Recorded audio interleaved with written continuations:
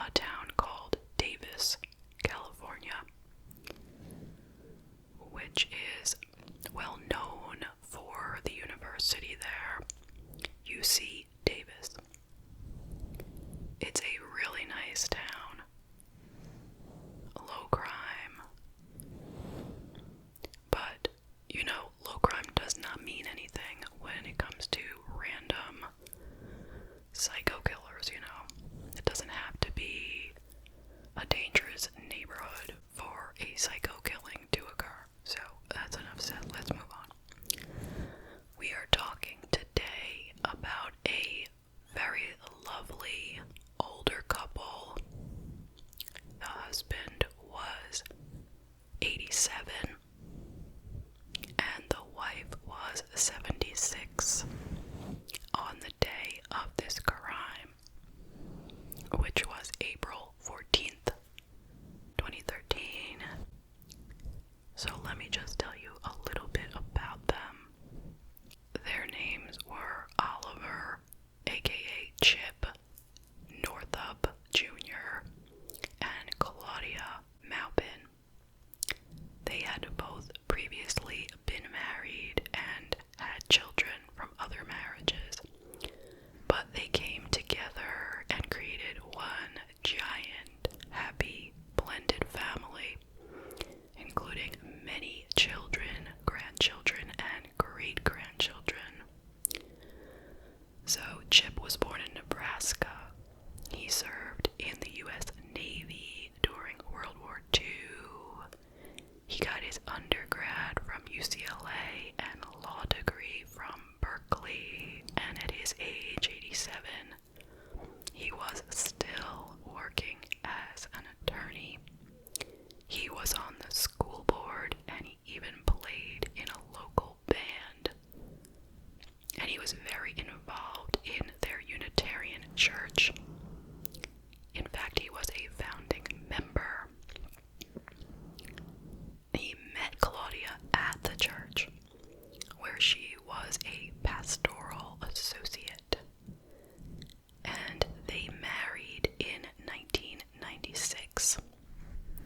As I said, she was 76, and she was active in the local theater, and she was known to be such a loving, bright, and positive woman. Both of them were well loved and were upstanding members of the community. Now, on April 14th, 2013, they failed to show up for church, which was very odd for them. Okay?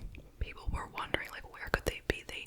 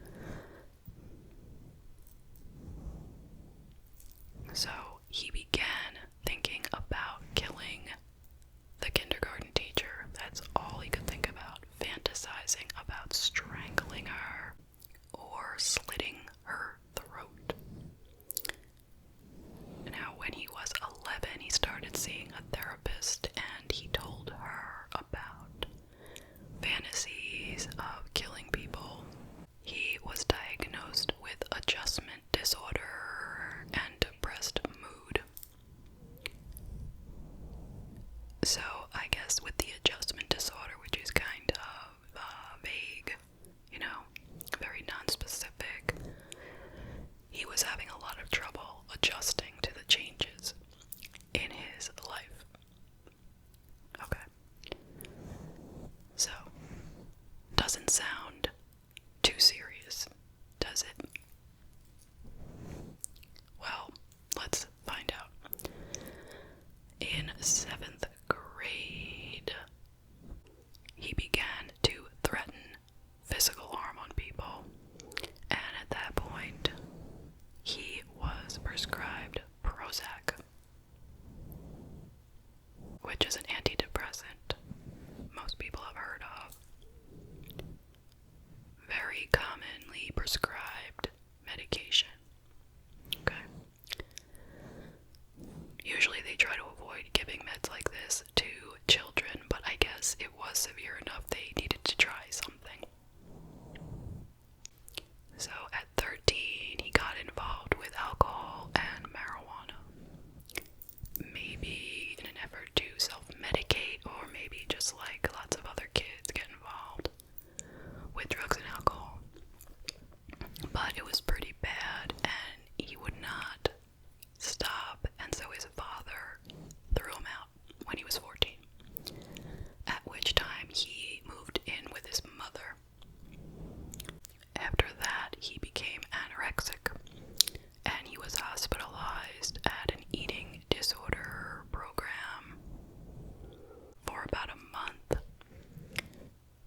He was switched off of the Prozac. He was given Celexa, then it was switched to Lexapro, and then back to Prozac. Now that might sound crazy to some people who are listening, but if you know how these meds work, this is typical, okay? They just have to keep trying different ones until they find one that might work. It is very difficult sometimes. But it is absolutely not unusual. He was also given Abilify on top of that, which is an antipsychotic. He was seeing a psychiatrist who reported that Daniel was having episodes of derealization about 4 or 5 times a week, which is when you feel like you're not really in your body. You know, you're kind of just, you're there and you're sort of watching yourself, but you don't really feel like you're in your body. In 2012, as his thoughts of killing became more frequent, he told his school counselor, and the police were called, and he was hospitalized for being a threat to himself and others. While he was hospitalized, his meds were changed again to Zoloft with Seroquel, and they added Wellbutrin in addition.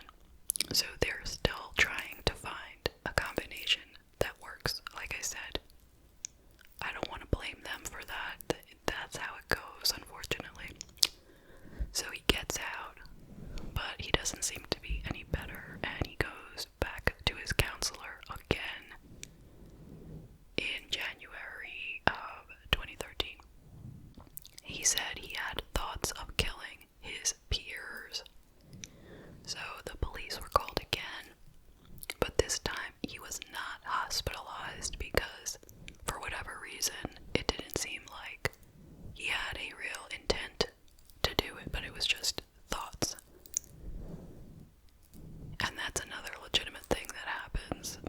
I used to work in mental health, so, you know, I have a lot of thoughts about this stuff, but when people come in and say they have homicidal ideations or suicidal ideations, if you determine that they don't have a plan to do it, then they are not eligible for hospitalization, generally. It's just pretty much how it works. So he was not hospitalized, and he went back to the counselor again shortly after, saying he had thoughts of peeling the skin off of people's hands, cutting off their eyelids, and he's having trouble resisting the urges to do these kinds of things. So he has not been doing any of these things, is what he's saying, but he just has urges.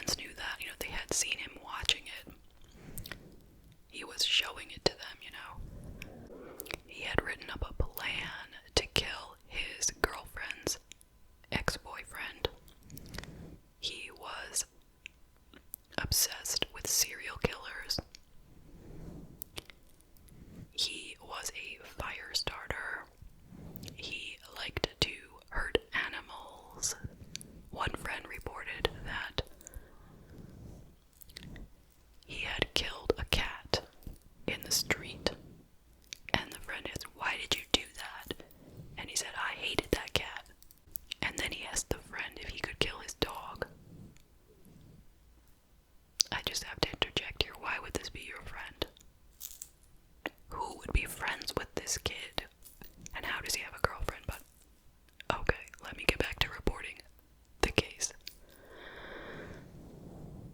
So, starting on April 14th of 2013, he told his friends that he killed that couple who was just murdered in town, and everyone knew the story, and they didn't believe him. You know, even they went into graphic detail. He talked about how much he loved it, what a thrilling experience it was. He asked his girlfriend if she heard the story. She said she didn't hear it, and he said, well, here's the story, and I'm the one who did it, but she didn't believe him. One of his friends, he even showed the knives to. So that friend went to the school and reported him for having a knife. At least that was something, right? And he was thrown out of school for bringing a knife to school. Now his girlfriend dumped him at this time too, because she was literally afraid of him. But shortly after being dumped, he snuck into her house in the middle of the night through a doggy door, and she felt so scared for her life. Luckily, nothing happened, but the next day, she told Daniel's friend, you know, the same one who had seen the knife, she told him what happened, and he's like, wow, you know, we should say something. Like, all along, they didn't know what to do. First, they didn't believe him. Then they were like, you know, afraid of him and didn't want to tell because they were just afraid. I mean, these were kids.